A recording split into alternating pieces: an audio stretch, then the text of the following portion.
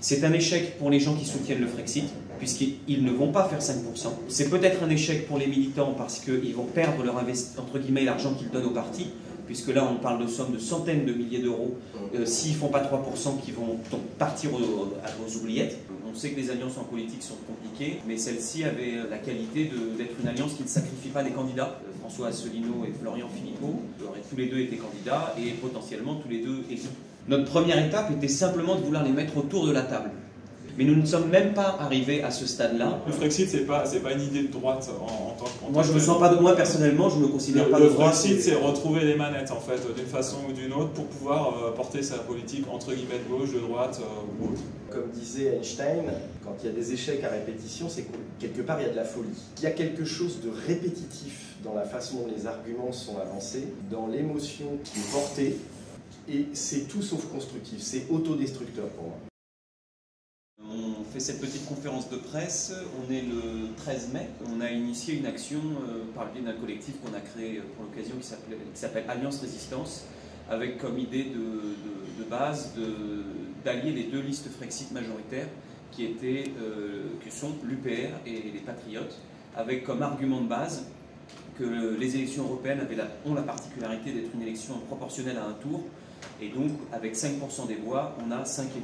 Donc là on est en conférence de presse, malheureusement il n'y a pas vraiment de presse mainstream comme on le dit, et c'est toujours important en fait de revenir sur ce qu'est le Frexit. Alors, ce mot fait très peur aux Français, et c'est pas pour rien qu'on se lance dans cette idée de rassembler ces deux listes Frexit, c'est parce que pour nous ce mot a vraiment un sens, notamment parce que il y a le référendum de 2005 qui a été violé en 2018 sous Sarkozy. En termes de démocratie, on se dit que c'est un véritable problème. Les Français n'ont pas accepté ce texte et on est entré dans les traités de l'Union européenne qui ont plein de défauts. L'UPR et les Patriotes font un excellent travail là-dessus. Donc l'emploi, le social, les services publics, la monnaie, la dette, la paix, la souveraineté nationale, l'agriculture, la santé, la promotion du libre-échange, vraiment sans limite partout. Donc ça, c'est vraiment des choses sur lesquelles l'Union européenne nous entraîne. On se rend compte qu'en fait, il n'y a pas de peuple européen, il y a des différents peuples avec différents intérêts. C'est ce qui fait la richesse d'ailleurs de l'Europe, du continent de l'Europe. Et donc, en fait, avoir une politique unique pour l'ensemble de tous ces pays, c'est marcher sur la tête. L'idée, c'est plutôt d'aller sur des alliances qui sont par rapport aux intérêts de chaque pays. Là, en fait, on arrive aux élections européennes, et notamment, on a la Commission européenne qui, elle, a vraiment le rôle le plus important. Et en tant que député européen, finalement, le gros problème, c'est qu'eux ne peuvent pas porter des idées, c'est-à-dire qu'ils ne peuvent pas présenter des lois, ils n'ont pas l'initiative pour présenter des lois. Ils sont là seulement pour les débattre, les amender et les approuver. Il y a un certain nombre d'arguments qui reviennent de manière très régulière, y compris celui d'une hypothétique opposition contrôlée qui se dépasse par l'alliance. C'est-à-dire le but d'une opposition contrôlée, c'est nécessairement la division et l'échec.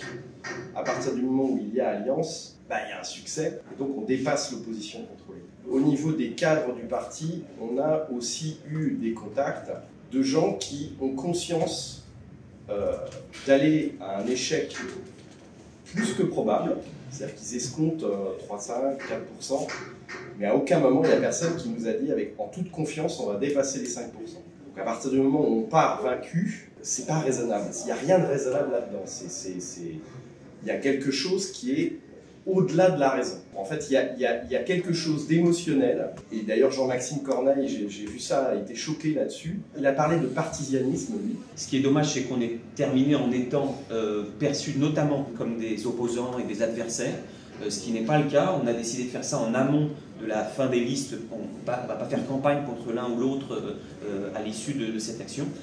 Alors sur le fond, que reproche Asselineau au programme des Patriotes? Je pense qu'une grande partie de la base s'est construite au moment des manifestations anti-pass. Nous, on a eu des gens qui nous ont côtoyés là dans cette action, qui sont d'ailleurs encartés et à l'UPR et aux Patriotes. Mais le plus profond, c'est que Philippot serait une girouette, enfin qui change de position politique trop facilement, ce qui est discutable parce que dès 2005, il était étudiant à HEC et il s'est opposé au traité européen, il a été interviewé pour ça, donc bon, il a une stratégie politique différente de celle de l'UPR. Et je dirais qu'en interne, et c'est pour ça que Lionel a parlé d'émotion, il s'est passé quelque chose au sein de l'UPR en 2020, avec notamment François Asselineau qui a été inquiété pour des histoires de harcèlement. Alors moi, je n'ai pas suivi où en est cette action, enfin ces plaintes. Il me semblait que ça n'avait pas abouti et que c'était infondé. Mais visiblement, il reproche aux Patriotes et à Florian Philippot d'avoir été membre de cette initiative de déstabilisation.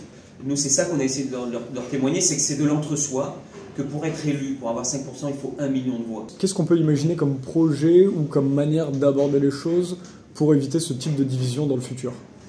Un pays démocratique, normalement, c'est le peuple qui choisit. Et dans un parti, finalement, le parti sans les adhérents, c'est rien. Avoir cette stratégie qui va du bas vers le haut, mais avec le temps nécessaire et finalement l'expérience qu'on a pu avoir, c'est quelque chose qu'on pourrait essayer d'utiliser justement pour la suite. Notamment un qui me semble vraiment très intéressant, qui est le jugement majoritaire, dans lequel en fait on peut voter pour plusieurs candidats à la fois, on peut voter aussi contre, mais c'est un autre combat sur lequel on peut essayer d'avancer en tant que citoyen. On sait que les alliances en politique sont compliquées, mais celle-ci avait la qualité d'être une alliance qui ne sacrifie pas des candidats. François Asselineau et Florian Philippot auraient tous les deux été candidats et potentiellement tous les deux élus.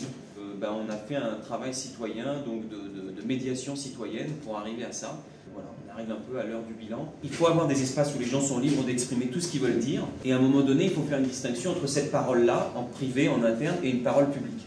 Et la conclusion, c'est qu'à l'instant T, et on espère que ça changera, François Asselineau n'arrive pas à faire un distinguo entre cette politique interne qui existe, les trahisons en politique, les coups bas, mais c'est millénaire, donc à un moment donné ça ne disparaîtra pas. Notre vraie conclusion, c'est qu'on est face, non pas à notre échec à nous, nous finalement on a réussi notre action, c'est un échec pour les gens qui soutiennent le Frexit, puisqu'ils ne vont pas faire 5%.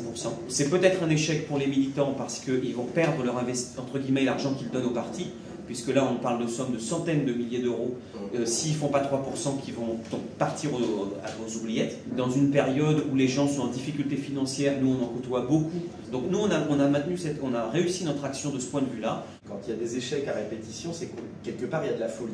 Il y a quelque chose de répétitif dans la façon dont les arguments sont avancés, dans l'émotion qui est portée. Et c'est tout sauf constructif, c'est autodestructeur pour moi. Il y a un moment où il faut dépasser l'échec. Et si c'est impossible de le faire à ce moment des élections, il faudra en tirer les conclusions. Il faudra que les gens, que ça soit au sein de l'UPR, je prie pour que ce soit le cas. Je sais par exemple qu'une addiction au jeu, et qui ont perdu, plus ils s'entêtent à jouer et à perdre l'argent de leur famille, plus c'est difficile pour eux de décrocher. C'est comme ça que se construit l'addiction, dans un rapport à l'orgueil qui est complètement autodestructeur. Est-ce qu'on peut étendre cette question à tous les électeurs qui sont plutôt de sensibilité de gauche? Ça n'a pas été abordé dans cette conférence de presse, mais l'idée c'est qu'il y a beaucoup d'électeurs de sensibilité de gauche qui sont aussi sensibles au Frexit ou à sortir de cette Union européenne que l'on a actuellement. Moi personnellement je parle plus vraiment en termes de gauche et de droite, parce que c'est un clivage politique qui n'existe pas vraiment, en tout cas aujourd'hui. Moi j'ai du mal à savoir qui on définit de gauche. Je ne sais pas pourquoi Asselineau serait plus considéré comme à droite. Même Florian Philippot, dans leur démarche, ils ont quelque chose quand même de très social. Et si on écoutait aujourd'hui les discours de Georges Marchais, il serait qualifié de droite aussi. Donc c'est des grilles de lecture trop simplistes. Oui, mais dans la tête des gens aujourd'hui, c'est employé. Voilà, c'est ça. Ouais. Oui, c'est employé. Non, j'entends, mais donc ce que je veux dire, c'est qu'en tant qu'électorat, je ne sais pas bien qui identifier. En tout cas, le Frexit, c'est pas une idée de droite moi, je me sens pas moi personnellement, je me considère pas de droite. Le Frexit, c'est retrouver les manettes en fait, d'une façon ou d'une autre, pour pouvoir porter sa politique entre guillemets de gauche, de droite ou autre. Donc petite dédicace personnelle donc à François Asselineau et donc à Florian Philippot. Donc un texte qu'a prononcé Charles de Gaulle. Si la France a pu participer à la victoire, c'est parce que tous ces combattants, oubliant leurs divisions et divergences, n'ont mené qu'un seul combat.